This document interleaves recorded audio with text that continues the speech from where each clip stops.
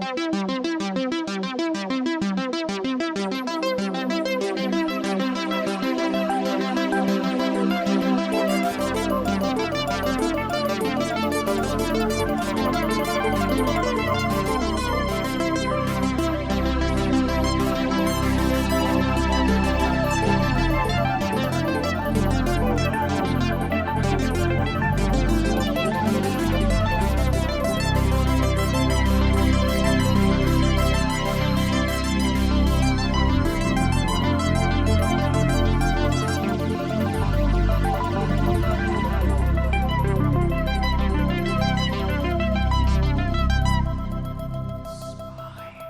2, 1, go.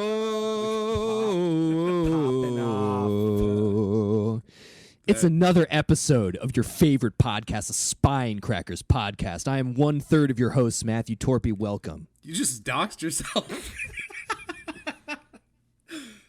I'm fully doxed online. I don't care. Yeah. Oh yeah. Your Twitter name is your full name. Never mind. I have nothing to hide. Radical transparency, dude. I love that for you. I'm Gabe Mystery. I'm Paul Mystery. We have the same last name. Wow, the Koi brothers. Mm-hmm. Why don't you jump into a koi pond? People could probably find me online if they wanted. If you subscribe to our Patreon, my last name has been blatantly spurred out. Is that I'm true? a public figure. Yeah, you are a public figure. Yeah. Matt's basically a politician. I can be just torched at any given moment.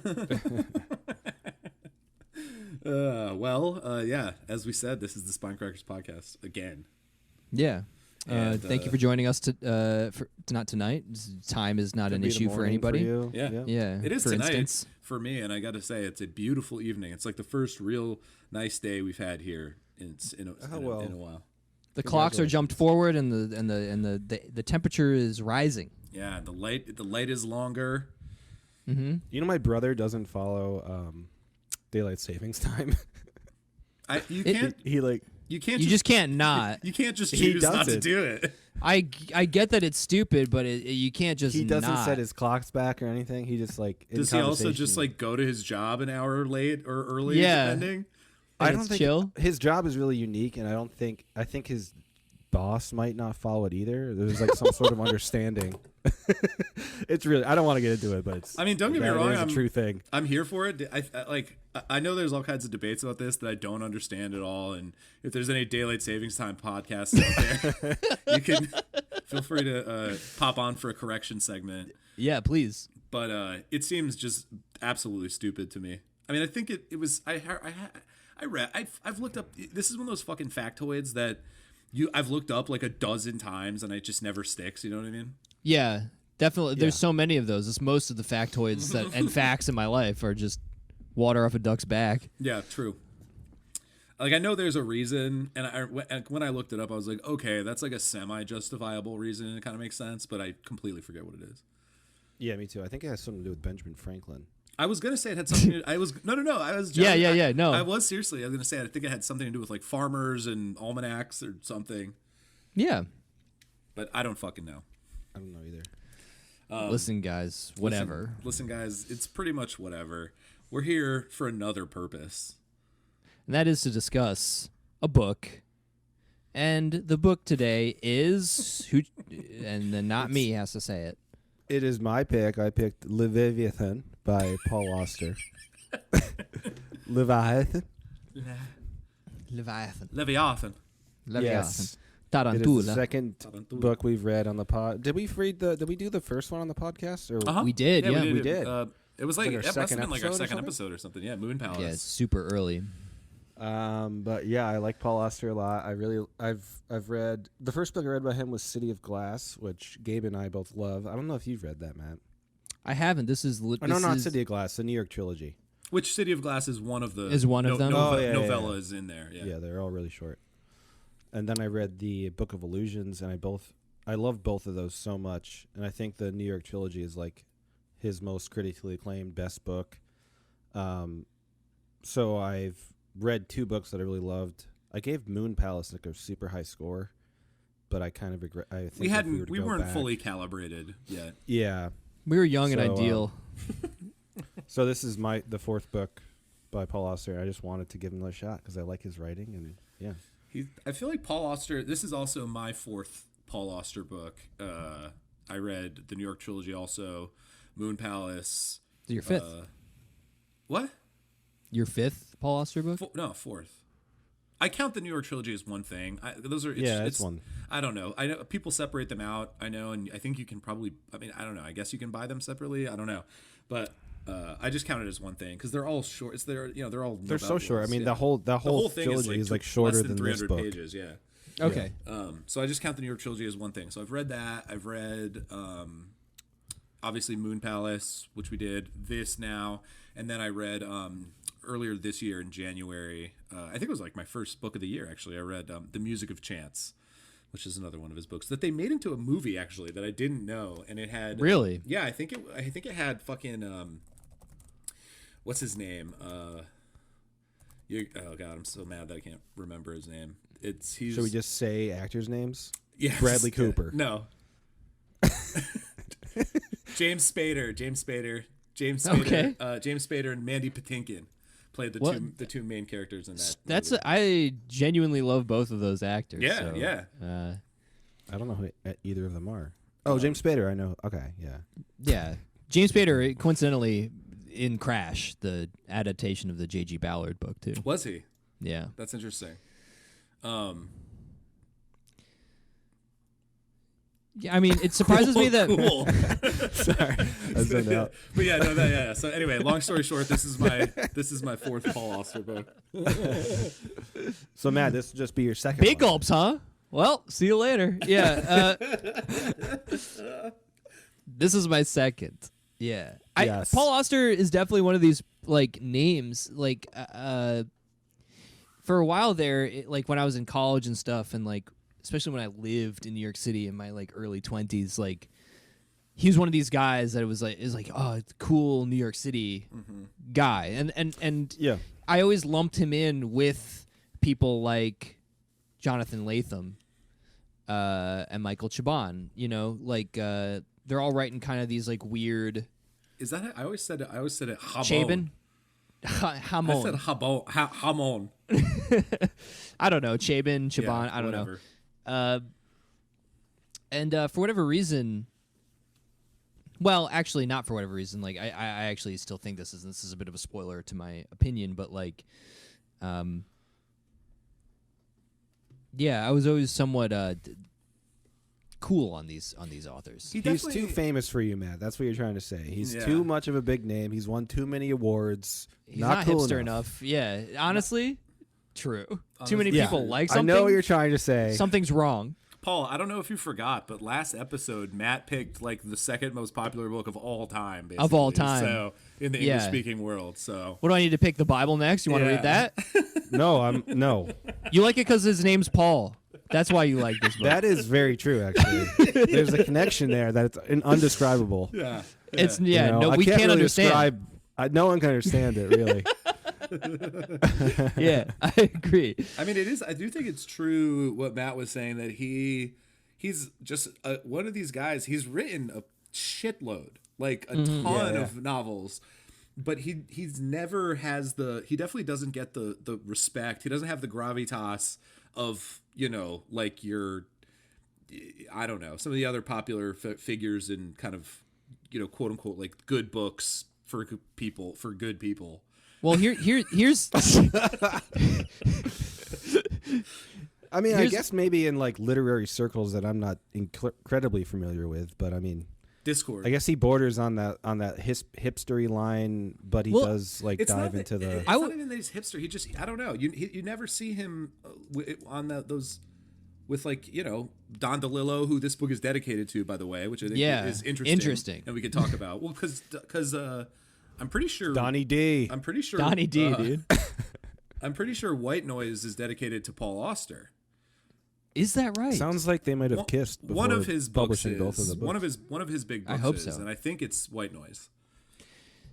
I feel like Paul Auster, he's not like unsung, right? Like his books have always been in print. He's, I think, fairly popular. He seems to occupy that space, honestly, that like Murakami kind of occupies, in my opinion. Of I think that's a good comparison.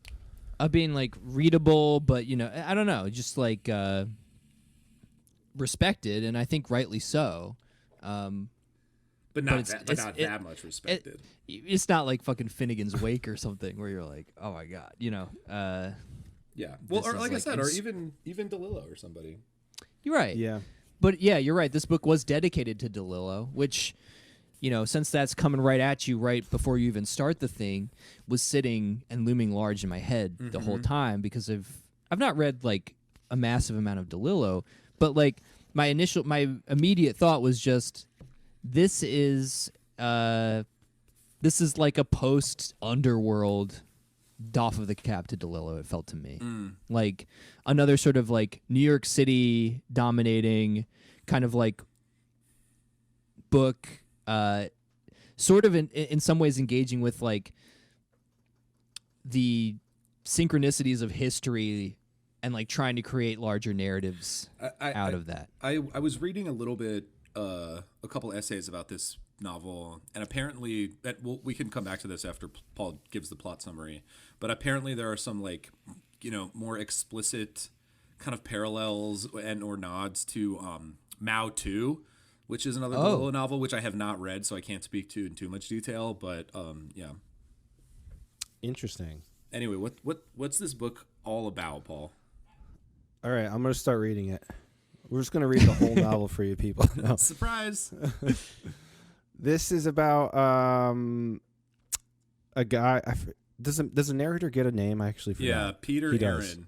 Peter. Okay. Same initials as Paul Auster. There's a lot of that kind of stuff going on. Yeah, which is actually really pretty typical of Paul Auster, I would say. But this guy, Peter, he discovers early on that his friend Benjamin Sachs blew himself up or got blown up. And the FBI come to his house, and it's kind of like a reflection on their friendship. It goes back in time, deals with like the spawn of their friendship, goes through in very apparent detail, like harsh detail about their love lives, and there ends up being like sexy time, affairs and all this shit, and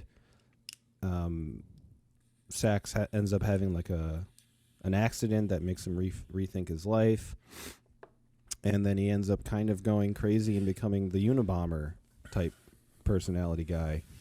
So yeah, I have a bad knack of going into too much detail, so I'm just going to say that. No, I think that's good. With that, yeah, keep it brief. It's basically Peter Aaron.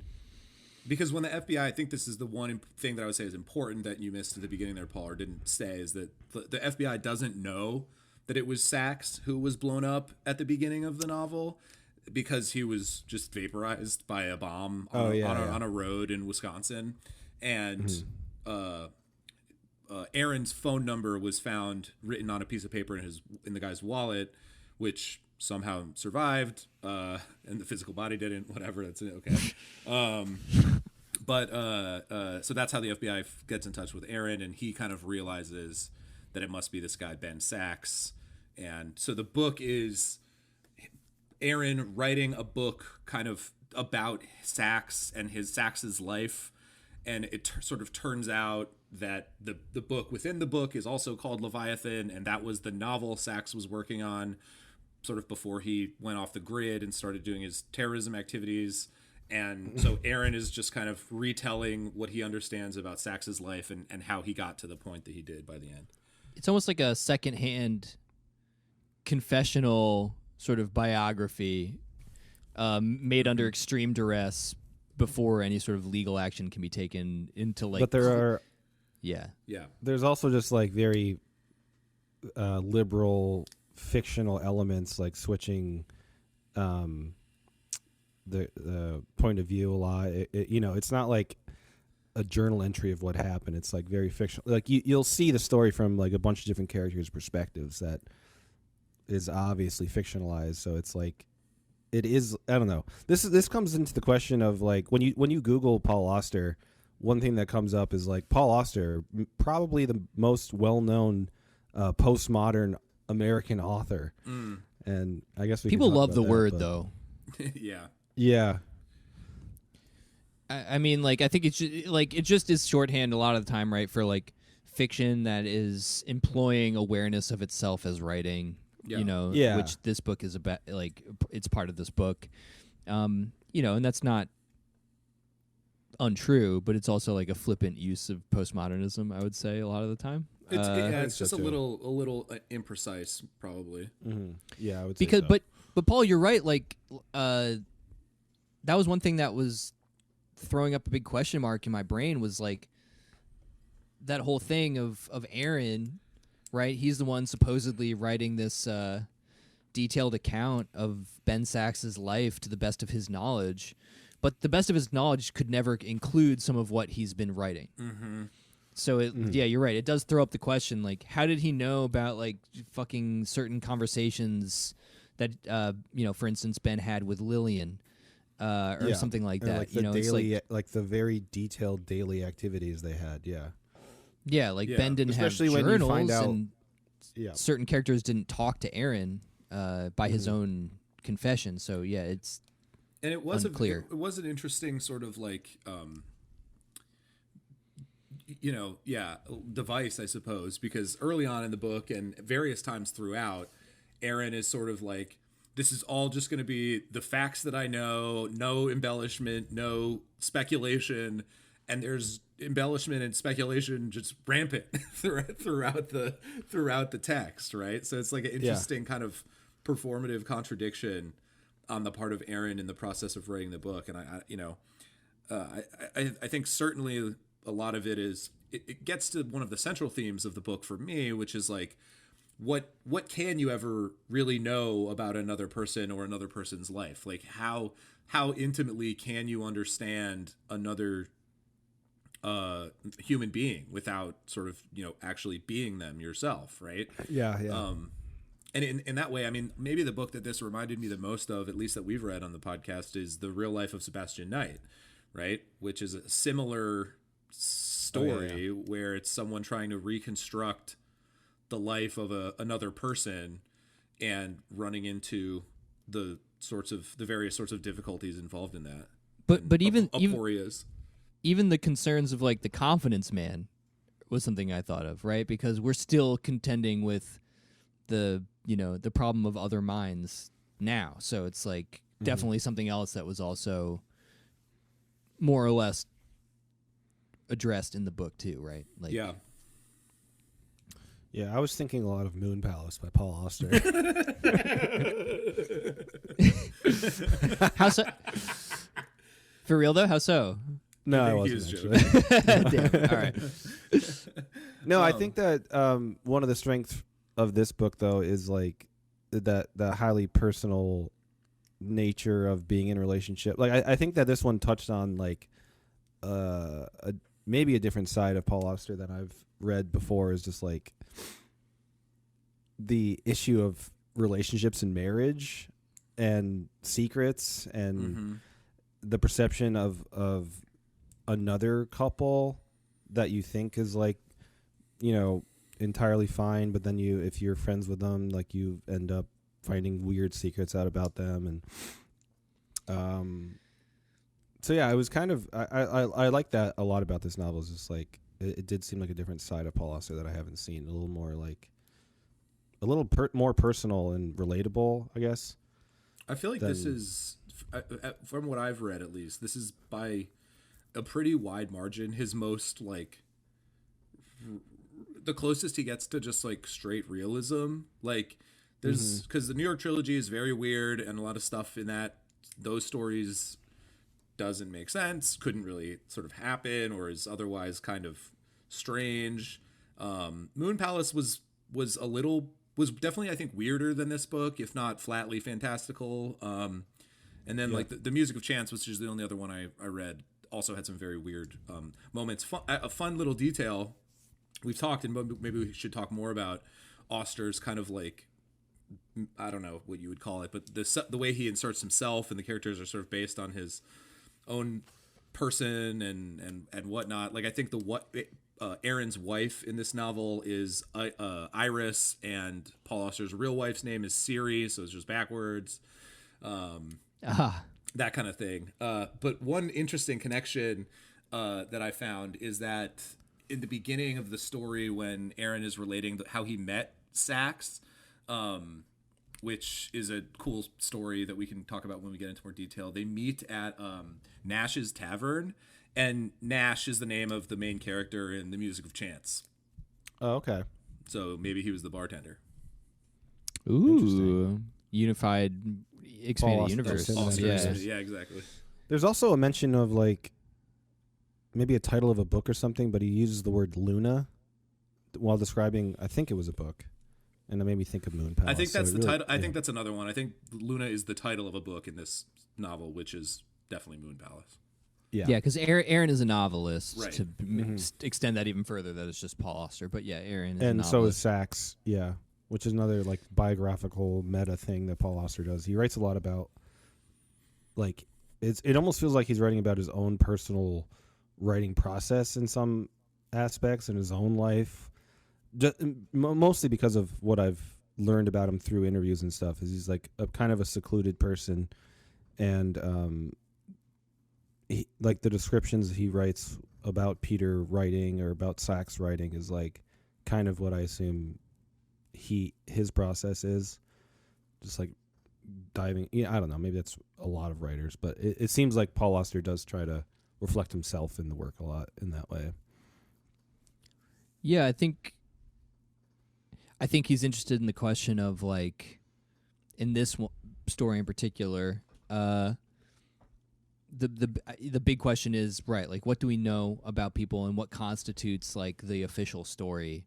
Like this novel is a unofficial account that's trying to get as close as possible to the last official story of the fictional character Ben Sax, whatever. But then, like, of course, the content of that unofficial final account of Ben Sax is filled with these revelations about different people over, decades of time knowing them that completely, like, 180 and upend and invert prior, understandings of who these people were, as friends, as lovers, as whatever. It's like the novel is very preoccupied with, it seems to me, like that kind of thing. And it's very explicitly trying to like preempt the more official narrative that's going to get told by the FBI once they crack the case, which, spoiler alert, they do at the end. Sort of with Peter Aaron's unwitting help. But the funny thing about that, though, is that like Peter, I mean, you kind of assume he gets arrested, and he shows the book to Worthy, which actually kind of reminded me of a name of. There's Worthy and Harris are the two agents, right? I think it's Harris at the end. Oh, okay, not Worthy. I'm not exactly sure.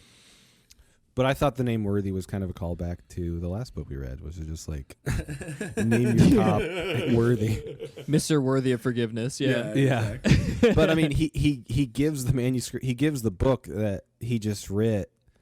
I should not be on a literary podcast. Yeah, let's go. This is proof. Nah, the dude, proof just keeps adding up.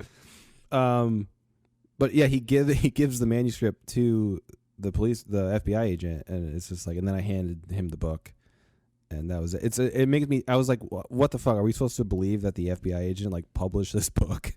But that, I don't know. I didn't know. I think it's sort of a little bit maybe like a sort of circle, like a closed circle. Like sometimes this happens where it's like, and then we begin it again. Like, time is a closed fucking loop. Whatever. Like, welcome back to the beginning.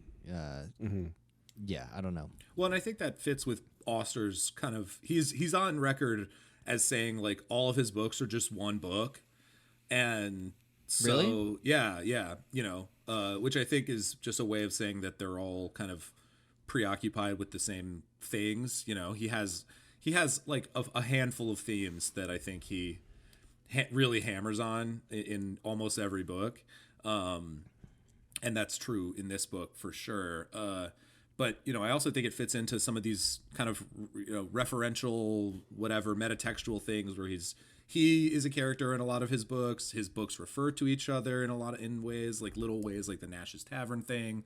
that sort of thing. So I think that definitely fits. And I mean, like, even the plot of this book is very similar. You know, not the plot per se, but like the idea of one person trying to piece together someone else's life after they've died, I think, or after they've disappeared. It's very similar to the plot of The Locked Room, which is one of the novellas in the New York trilogy.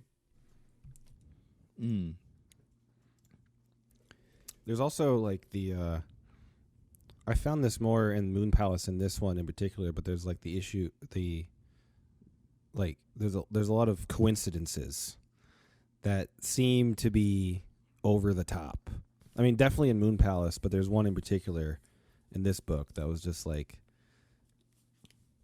I don't Which know, one? maybe my own personal, just when Reed DiMaggio ends up being Maria's friend's husband. Yeah. That kind of, I don't know, it just kind of took me out of it. It felt a little bit like pulpy. So we should probably explain what's going on there, right? So yeah, we probably should. So Ben Sachs, after he falls off of a fire escape in New York City on the centennial anniversary of the Statue of Liberty, and he sort of is in a hospital bed and won't speak to anyone for weeks. And he's only saved from death by a clothesline that he happens to another coincidence, right? Or another sort of chance occurrence. And he blames himself because he thinks he was like flirting with this woman, this artist who's another character, Maria. What's her name? Maria Turner. And so he sort of blames himself, and he basically quits writing. And then he's eventually convinced, after wrangling, to start writing another book. He goes up to this cabin. And then he decides to take a walk in the woods, gets lost, gets picked up by this young guy who's like a softball player. They stumble upon this other guy in the woods, and the other guy shoots the guy that is with Ben, and then Ben kills him with the baseball bat. And yeah, there's a murder. Is a murder. Ben accidentally killed, not accidentally, but by circumstantial chance, winds up killing a guy. And that guy turns out to be Reed DiMaggio, who is a sort of environmental kind of terrorist, radical type guy. Yes. And Ben, after finding out that Reed DiMaggio's wife is the friend of Maria Turner, goes to her. Her name's Lillian. And they sort of develop a relationship. And then ultimately Ben kind of decides to take over Reed's life work and starts bombing replicas of the Statue of Liberty. Right. Yes. And again, to weave the web, Lillian was I think, like, high school or college friend of Maria Turner. Mm-hmm. Maria Who Turner also knew Peter. Right. And Maria Turner was someone who Peter Aaron was sort of like romantically involved with for a long time between the dissolution of his first marriage and his meeting Iris, his second wife. And and Maria's like a photographer / kind of weird conceptual artist, like Cindy Sherman, like cipher person who like wants to like inhabit. She's interesting in and of herself. Some of her we should save talking about her in too much detail for the Patreon, because she's not a minor character, but I think there's a lot there. But I will just say that some of her art projects, to give you a sense, reminded me of some of James Incandenza's projects in Infinite Jest. Like very, like she does one where she just hires a private investigator to follow her around all the time, and she doesn't know when or where or whatever, and then she just reads the reports. Like she doesn't put them into a like piece or anything. That's just the whole. It's just it's like performance art, or it's like the people, I forget the name of but they did like the happenings and stuff in the 60s and whatnot. The Situationists, yeah. Or no, the LSD people. No, I'm thinking of like Alan Caprow and like some of these people. I forget if they had like anyway. But yeah, because it makes me think of the most photographed barn in the world in White Noise, I believe. Yes, right? Yeah. Which is just famous for being photographed the most, and it's a feedback loop where like people photograph it because it's the most photographed barn in the world, and that keeps it being the most photographed barn in the world. Yeah, but I think that there's so much to talk about with Maria, but there's so much to talk about with all the characters, because Auster really just he dives so hard and so deep into just talking about a person and what they're like, and yes, every single character in the book, you just have such a fucking well-rounded viewpoint of what that person is. It can kind of almost drag on a bit because it's just it's so much. It's almost relentless. Well, yeah, you can feel him launch into he'd be you'll hear a name for the first time, and then you'll just hear him launch into the here we go bio of the next person. You're like, this is going to be 30 pages. Yeah. Yep, and it is. And it is. Well, but I mean, before maybe just because I don't want to lose the point before we move on to the characterizations and stuff. I did want to talk about this idea of these coincidences and these chance happenings a little bit more, because I think that this is one of Auster's obsessions. I'm comfortable calling it that. He writes about it in basically every book. Every book has some sort of, he has the whole book called The Music of Chance, and I feel like that just kind of describes his entire orientation. He's really concerned with, it'd be easy to read a book like this and see something like Paul mentioned, oh, the guy that Ben Sachs kills is a itinerant terrorist husband of Maria's friend, and da da da da da. It's and be and kind of roll your eyes and be oh, that's whatever. Weird kind of plot contrivance, right? That would be the Cinema Sins take on it. But yeah. But this is a thematic concern for Auster, I think, because among other things, he's deeply concerned with the ways in which circumstance and chance and random confluence shape who we are, to the point that I think it's really a question about free will for him, right? How much do we actually control our lives? How much do we actually control our own sort of selfhoods? And I sort of think sometimes he feels the answer to that question is not all that much, because we are shaped by all of these seemingly minor random chance occurrences and synchronicities. And so I think it's a lot more than a Cinema Sins plot contrivance. Can I read a sort of description of Sachs? Sorry, I don't know. Yeah. I'm thinking of Oliver Sacks. Which I think is sort of semi-describing what you're talking about, because I think Sachs is the kind of manic, worst tendencies, alter ego of the Aaron, whatever, character, like the Paul Auster insert. And it just goes, Sachs loved these ironies, the vast follies and contradictions of history, the way in which facts were constantly turning themselves on their head. By gorging himself on those facts, he was able to read the world as though it were a work of the imagination, turning documented events into literary symbols, tropes that pointed to some dark, complex pattern embedded in the real. I could never be quite sure how seriously he took this game, but he played it often, and at times it was almost as if he were unable to stop himself. I think that's a great passage for describing Ben and Auster's concerns here with chance, because I think it speaks to and I mean, I think at the end of the story, Ben is unable to escape the narratives that he himself has been writing his whole life. You know what I mean? Yeah, there's definitely this sort of Rashomon element to the story as well, where in the attempt to sort of journalistically, right, get these different perspectives by people who are close to Ben and flesh out his own conception of this guy who he thought, if he were left to his own devices, preoccupied with his own family and problems, was a sort of highly intelligent, if somewhat troubled, happy-go-lucky man. He would have never expected this to happen, and then you get this.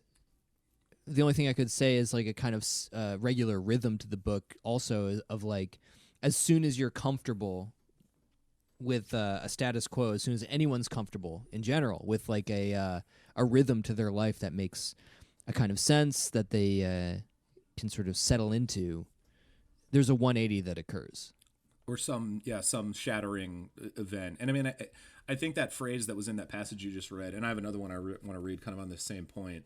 I forget exactly what it was, but something about the dark pattern in reality. Yeah, I think that's really what Auster is after with all of these sort of his interest in chance occurrences and accidents and the Leviathan. Yeah, the Leviathan, which is, well, we can talk about what it is. It's like a chaos monster, right? It's a biblical. Jordan Peterson would hate it. Yeah, it's this thing that you have to slay your Leviathan. It's a biblical monster. Yeah.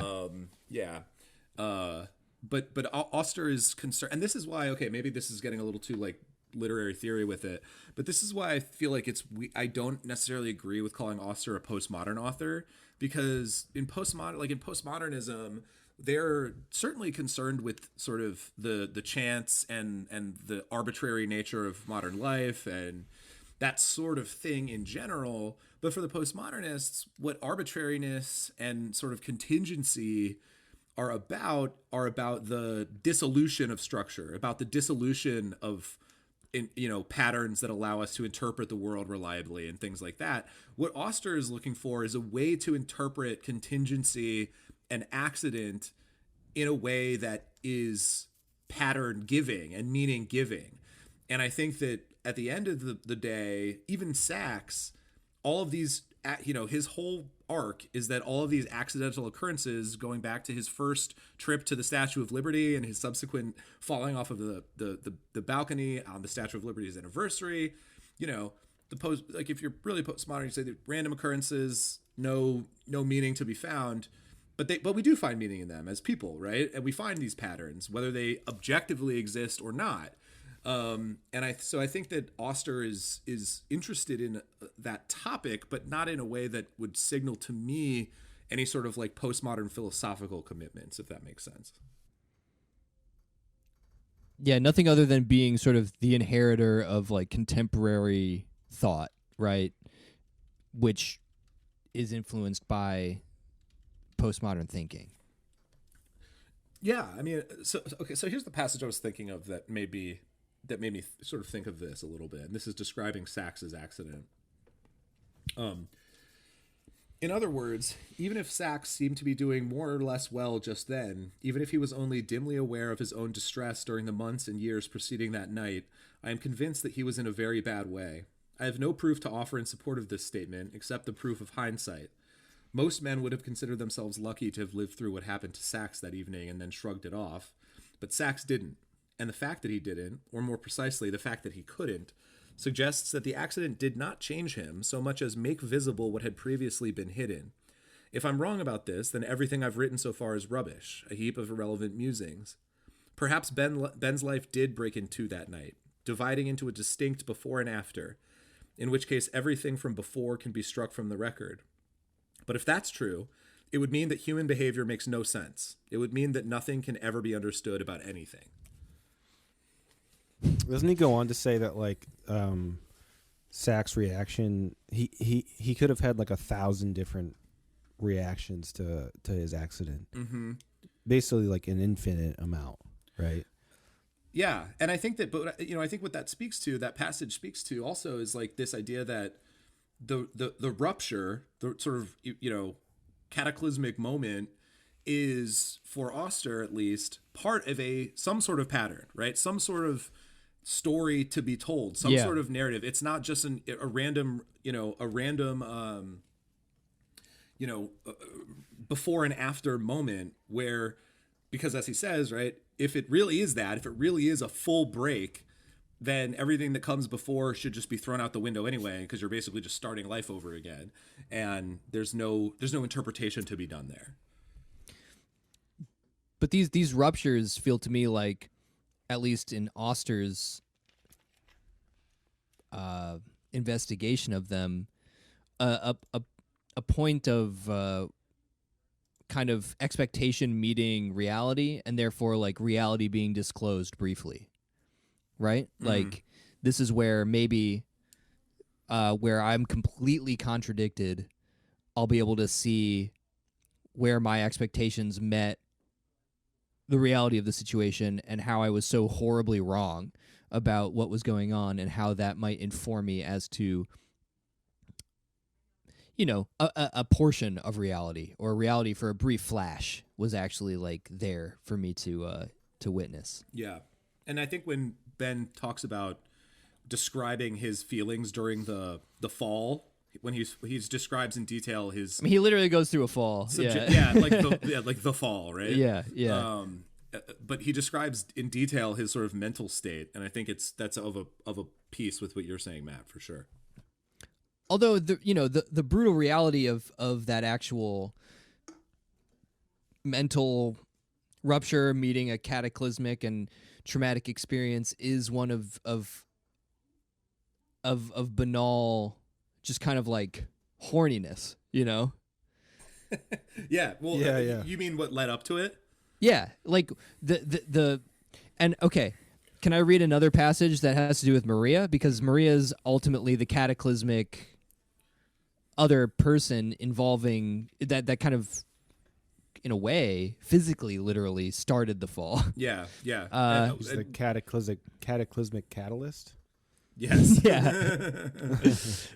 But I think just on this before you read, just on this thing, because it's it's in the moment. But Ben afterwards treats his feelings towards Maria again not as like this ordinary human failing, I'm horny, but like as this and yeah, right, yeah. And Peter tries to talk to him about it and be like, dude, you like we're looking at her legs in a skirt, like it's not that deep. But Ben treats it as like this seed in him of the cataclysm that was there the whole time, basically, right? Right. Yeah. He is of sin, Paul Bunyan. True. We got to stop. Every book is a sequel to another book. No, I don't care. No. I just mean people aren't going to know who we're talking about. John Bunyan, the last book that we read.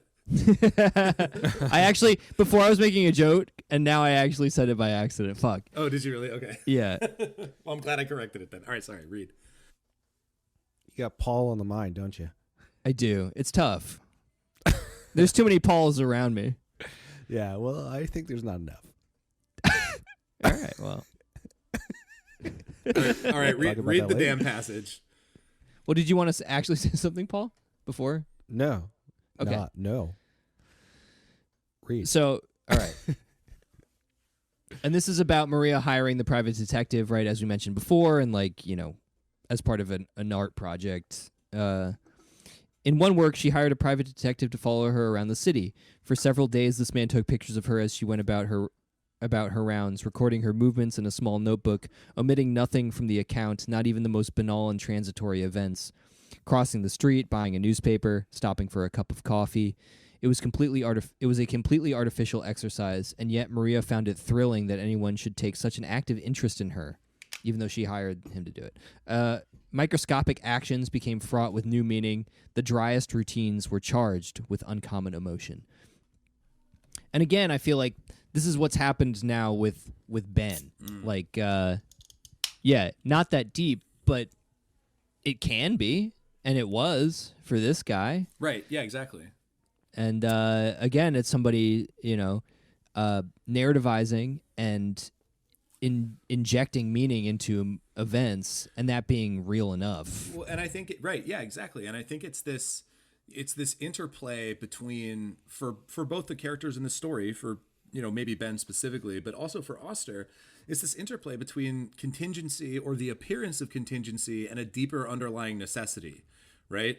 So for Ben, all of these things are sort of necessary. They're part of a pattern that's playing out over time. And it's, he's just hasn't been able to see the full picture yet, or at least in his mind, until the end. So these things that appear to be just kind of random accidents that someone like Peter tries to write off as like, dude, you were just a little drunk and a little horny, or, whatever, for Ben are these deep well springs of reality and truth and necessity. Yeah. Or signals thereof. I did want to point out, too, that Paul Auster's middle name is Benjamin. See, there's another one. I didn't even know that. Damn, that's a good pull, actually. That's really good. Yeah.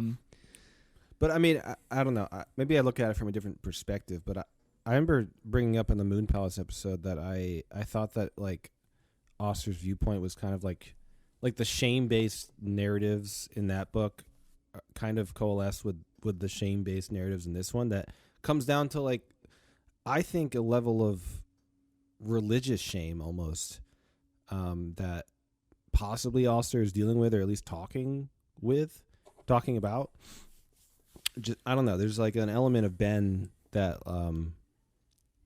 after his accident in particular, like he realizes that he just can't live up to the morally perfect human being that he wants to be or thinks he should be. And then I think Peter is like the other side of Auster. I'm just speculating. That is just like, it's just a girl in a skirt. Like, you can look at that. Like, it's okay. You don't have to kill yourself. You know, and I just feel like there's this internal struggle that comes across as like emotionally artistic to me that I feel like Paul Auster I mean, and does well. Ben like basically literally takes a vow of silence after he falls for like a month. In the hospital. Yeah. Radical quietism for Ben. Yeah, exactly. Well, Yeah. and Peter's not like, whoa. I keep forgetting that my microwave can hear him. You sound like a paranoid schizophrenic. Peter's not like Mr. Rogers, you know. He's not like no wholesome as fuck. We haven't mentioned that He fucks Ben, Ben's for wife. instance, Ben has a wife named Franny. Fanny. Forget her name. Fanny. Fanny. Which is why, you know, which is why that he feels so bad about sort of actively engaging in flirtation with Maria at a party. Right. But that, so Aaron has sex with Fanny at some point. Aaron for is like 3 weeks straight because Sax is like on vacation or somewhere. He's in California. He's consulting on a film adaptation or stage play. Of I forget his which first novel. Of his first novel, which is called The New Colossus. Yeah. In San Francisco. Which wasn't that a term for the Statue of Liberty when it was first being built? Because it was a reference to the Colossus of Rhodes, right? Oh, yeah. I'm pretty maybe sure. that could be interesting. Yeah, I don't know. Which that whole affair, also, Aaron was post-divorce, right? He's got a son, David, and so he's not like, he's not like a wholesome, completely flawless individual by any means. Yeah. He's pretty Chad, in relation to Ben. Yeah. The New Colossus, by the way, is the name of that. It's the Emma Lazarus poem that's on the Statue of Liberty, the one about bring us your tired, huddled masses or whatever. Your poor, your huddled masses. Yeah. That's the name of that poem. Okay. Yeah, that has to be a direct reference. Yeah. But the whole reason for that affair, again, which I thought was important, was that like there's that whole debate about Ben's infidelity prior, as understood by Fanny, which might not even be real. Right? Which might not be real. And he plays into it. But then it was also like a sex thing for them or something, right? Yeah, it's like, either Ben may or may not have had affairs. It's never resolved, and Ben's conclusion about Fanny and her suspicions of him is that he may as well have. So why not tell her that they're true? So I mean, absolutely diabolically weird, which she also likes, but then can't get out of her head after the fact. Right. It seems like it's not clear whether or not it's like an expedient to like quell her in some way, but ultimately fuck her up. And I would say it fucked her up more than it actually helped. Yeah, because she ends up like seducing Peter, who has loved her since like college. That's another detail about the plot is that like Peter and Lillian were in college together, and Peter just like Fanny loved her, and Fanny, she's Fanny. Peter and Fanny. Oh, sorry, yeah, Fanny, and so she kind of plays into that, and like it's kind of unclear what her motives are exactly, but it kind of reminded me of like True Detective a little bit. Yeah, a little bit. I could see it. She's trying to even the playing fields for what she assumes are all of the infractions that Ben has committed over the years. Right. Since they were also like a young marriage, like early 20s, I think. Yeah. They married each other. Yeah. So there's this, there's also all this stuff that is created by what is a never resolved confusion. Right. Aaron doesn't know what the truth is about this matter, and neither does Fanny or Ben, I don't think, really. Right. Like, And it's the only thing that's kind of clear is that Aaron and Fanny had sex, and that that was a turning point as well. And Sax knows about it. Like Fanny told him, and then they have Yeah. like a confrontation in the coffee shop. That's not like a fight, I would say, but it's like a turning point in their friendship. And again, Sachs sort of takes it as this was a necessity. This was an inevitability given everything that had come before. Like, I'm not even mad because this is just how things had to go, essentially. Yeah. Kind of the first red flag, if I'm being honest. True. Like Yeah. Yeah. Well, you're going to have to wait to hear about the other red flags, folks, because we're already at near an hour. God. Let's wrap it up. I feel like we only we've just got into it. I feel like we've really only scratched the surface genuinely because It's a Leviathan, folks. It's huge. We got to talk about Emerson. We got to talk about Thoreau. We got to talk about Thomas Hobbes. We got to talk about Bakunin. Alexander Berkman and anarchism. We got to talk about Lillian and Ben's whole weird relationship with her. So we are in a very real way just getting started. And if you want to hear the rest of this discussion, you can head on over to patreon.com/spinecrackers, where you can subscribe and hear all of the full episodes, which usually run to 2.5 hours or more, for as little as $2 a month. And we'd really appreciate it. You also get to join our Discord, which is popping. Shout outs to the Discord always. So do that if you want to hear the rest of the discussion. Do yourself a flavor. Do yourself a flavor, honestly. Literally, what else are you gonna do with What? What? buy a pack of Big Red? Come on now. Yeah, right. Buy a pack of Big Red. Instead of doing that, get some literary analysis. That's fun. Get made fun of by smart people. And get to join a fun community of cool people. All right. Anyway, so.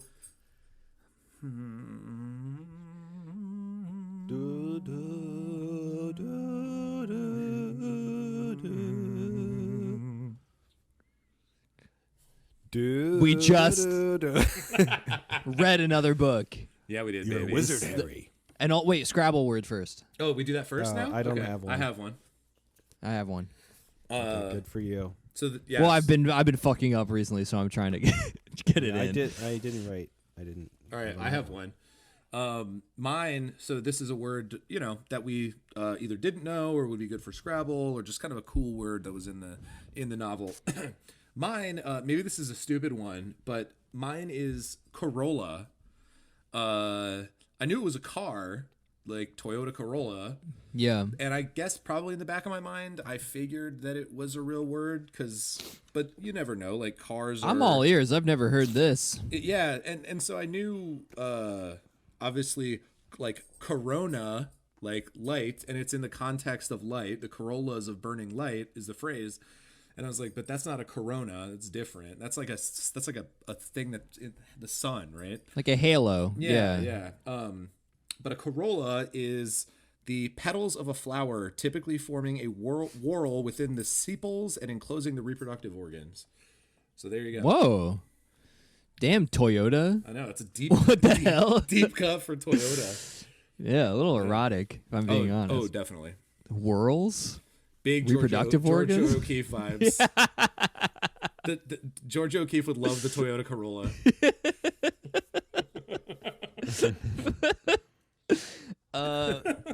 I'll read mine. It was Moll.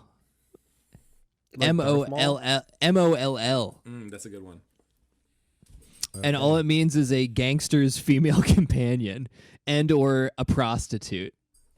That's interesting. I wonder if it's like a It's from Mali, maybe. Molly or something. Which Yeah, it's slang, and it's like I think it's like 1920s slang. right. But it's Cool. like it's kind of like I feel like ride or die bitch is kind of the best way to describe it. But yeah, Yeah, that's what's up. MOLL. I don't know much about I don't know much about Moll Flanders, the Defoe novel, but I wonder if there's a connection there. Like, I don't know much about the plot of that. I've never read it. All right, Paul, did you find one or no? No. Okay, all right, fine. All good. I did have one when I first read, and it was like a good one, and I tried to look for it, and I didn't find it. Mine I should have underlined it. I didn't have fine. a pencil at the time I was reading it. No problem, Paul. Minus 10 points for Hufflepuff. Yeah. What So- you Fuck, read? fuck you and your energy. I'm quitting right now. Whoa, Hufflepuff's the color of your energy. I thought that we had discussed on the Christmas episode that I was a Gryffindor, No, yeah. so I resent this. Here's a real conversation. Okay. Well, here's a question for you, Paul. All right. Would a real Gryffindor get so triggered by someone mishousing them? Mishousing.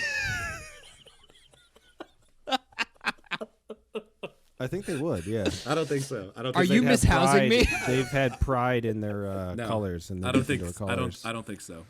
Yeah. Okay, you're a squib and you suck. Question answered. Anyway, so If I were to guess about how many magical powers you had, I would guess negative powers. You're a squib. Think about that. Your Patronus is a boner. that sounds That awesome. sounds powerful. That's fine. Yeah. Anyway, Small. It's a chode boner. No. all right. The people want to hear what Harry Potter houses would these characters be in. Let's go with Aaron first. Let's just go with the big dog. Peter, Aaron. Gryffindor. Strong Gryffindor. Okay, why?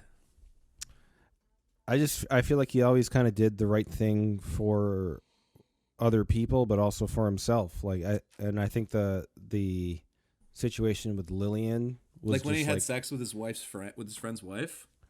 Yeah, he was just, fucking. Sometimes you're in a weird situation, and you gotta follow your heart. And he was gonna tell Sax about what he did. That I think that situation is very Gryffindor. He felt bad about it, but it was like what he felt in his heart, and he did what he felt was right for him. Okay. But he was gonna tell him about it. Okay. All right. I also think that like him kind of protecting his friend Sax from the FBI. I found that to be Gryffindor and not True. like Hufflepuffy, like I'm just loyal to my friend. It was that, but it was also like a brave act, See, I was going to say Hufflepuff for kind of the same reason that he's so loyal to Sax, and he's doing this whole book is about trying to tell Sax's story, so it doesn't get kind of marred or whatever by the FBI finding. So I get where you're coming from for sure. I'm sticking with Puff. I'm gonna go with Puff too. I feel like most of Aaron's quandaries are about who to be loyal to, and that's what is causing him pain. I find that is more true with Sax. Well, let's talk about Sax. Yeah, Let's let's talk about Sax Sax, is baby. Yeah, exactly. I think Sax Yeah, is come on totally now. beholden to a lack of direction, and he clings on to like his extravagant, weird personality in a very strange way. But I feel like he's way more lost than Peter is, and I just find him to be like beholden to his emotions and his shame in particular. I just find him to be like very, very Hufflepuff. I think Sax is Ravenclaw, in a negative way too. Why are we even friends?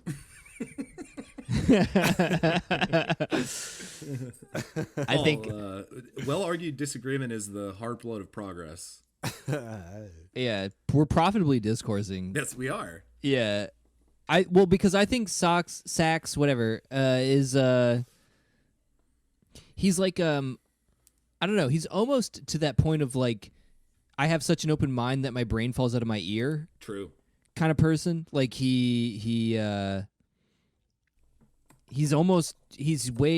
like super affected by like what was it called? The music of chance or the music of chance, yeah. Yeah, he is the creature who is most attuned to that thing, right? He's blown around by the winds of that. He's hearing the tunes of that. Like it's and it overrides all. It doesn't override rather all previous loyalties. It deeply pains Sax, but he's too curious about the new situation in which to learn some random fucking factoid about himself that he just can't help himself, as they say. And so it feels very Ravenclaw in a destructive way. Yeah, I totally agree with everything you said. I think destructive Ravenclaw. He's like a Ravenclaw who's like really, really in their fucking feelings. See, I would argue that he's not actually interested in anything except himself, though. Well, that would make him a Slytherin, wouldn't it? You said Puff.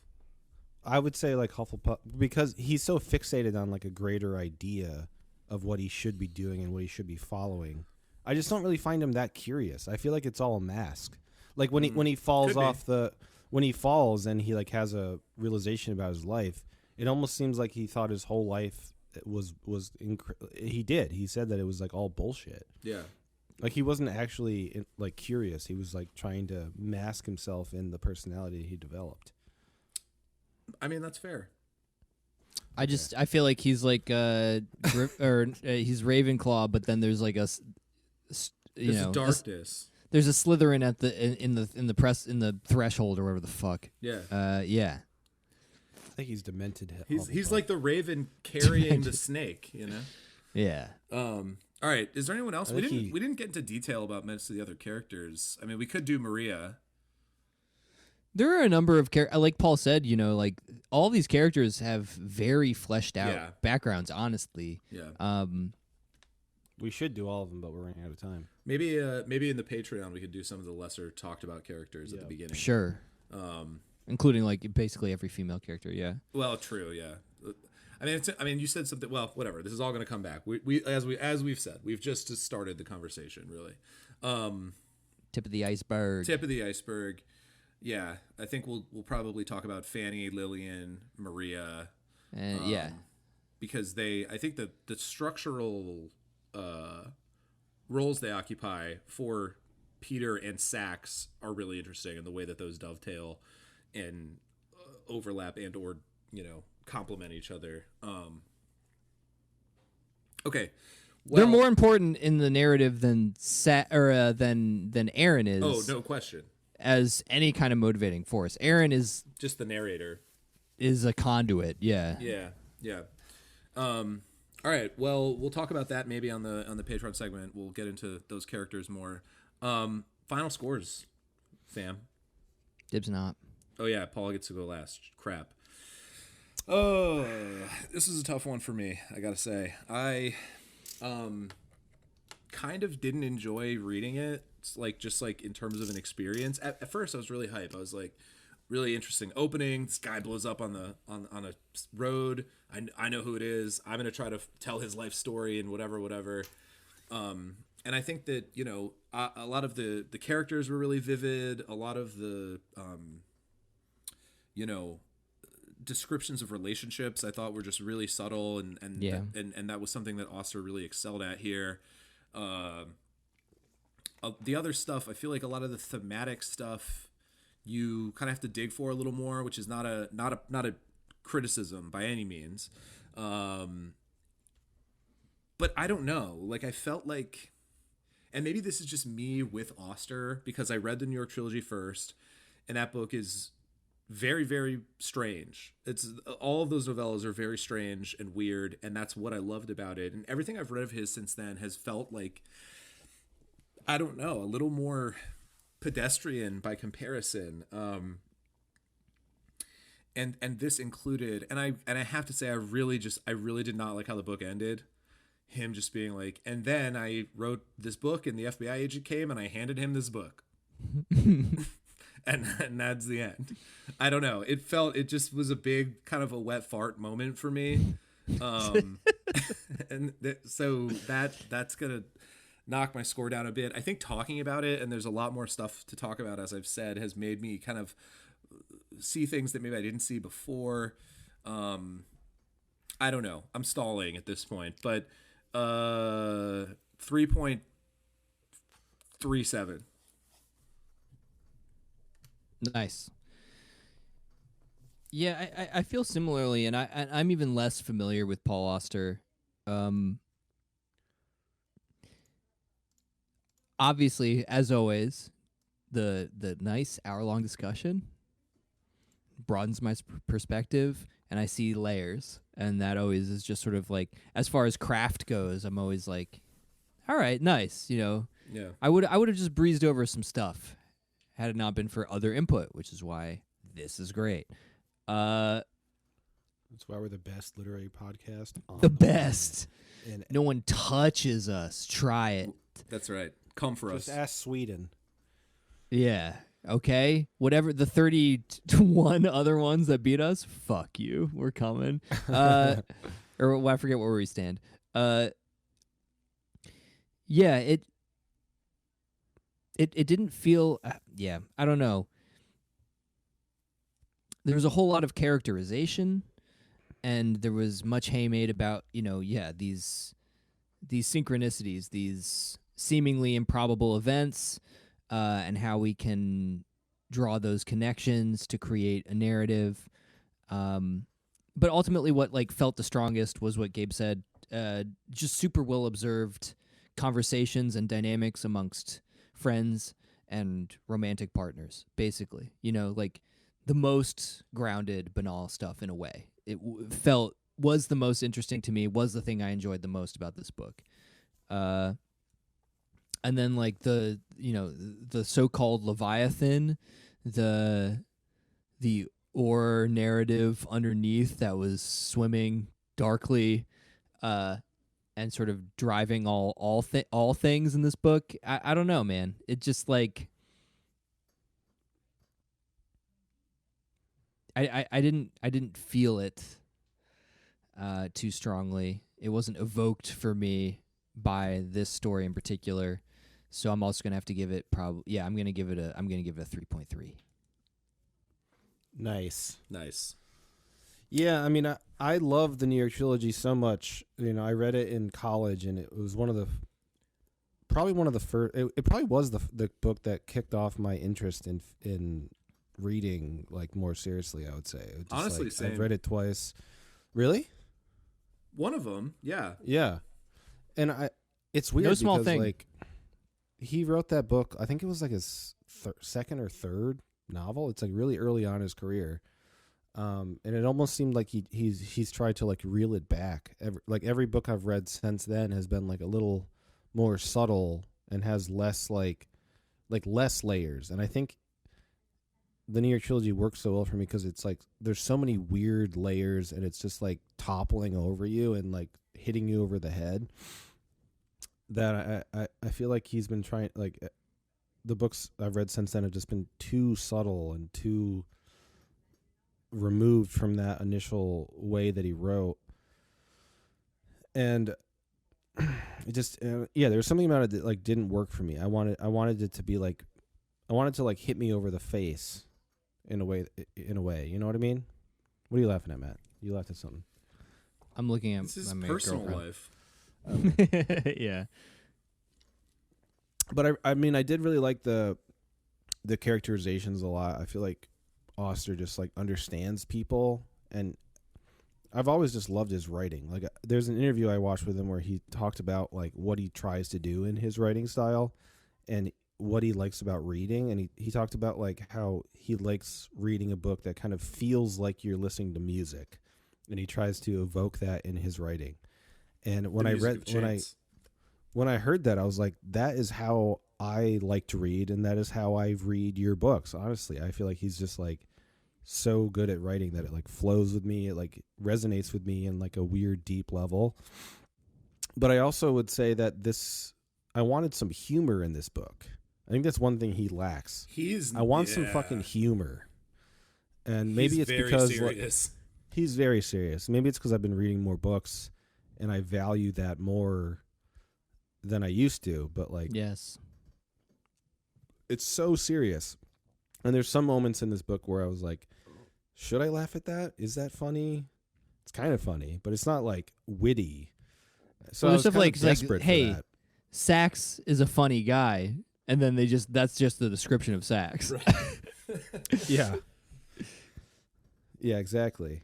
And maybe it's, we just read Like Life, which is just full of funny, weird moments nestled into very serious topics. And, It's a good we've comparison. We've read plenty of like funny books or like books that have funny elements. And I don't know. I just feel like I want that now. I need that. So I was lacking in that. Hell yeah. But yeah, I don't know. I did enjoy reading it, but I didn't love it. I think I will forget about it pretty quickly. I'm going to actually give it a worse score than you guys. I'm going to give it a solid 3. Damn, nice. Yeah. All right. Hell yeah. Yes. All right. It's kind of nice when we're all sort of in the same realm, though. Yeah. All right, folks. Well, thanks for listening. And again, we're just getting started with this discussion. Patreon.com/Spinecrackers. All the full episodes, bonus videos if you want it. Discord's popping off. Instagram, come on, Facebook, Twitter, Spinecrackers Podcast. Bye. Bye. Bye.